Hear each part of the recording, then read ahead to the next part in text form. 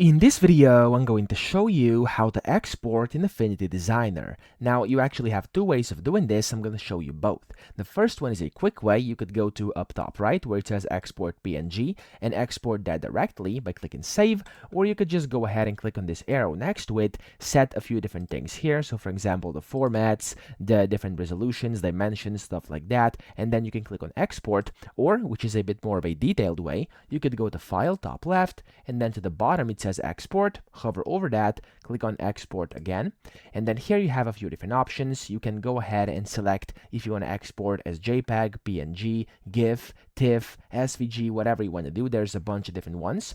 And then here on the right, you could go ahead and set the different dimensions. You could log the aspect ratios or not. You could go ahead and, of course, do a bunch of different settings over here. And whenever you are happy with your settings, you could go ahead and click on export, and it's going to export that onto your computer. So that's how to do it. I hope this video helped you out. If it did, please subscribe to the channel and help me out as well.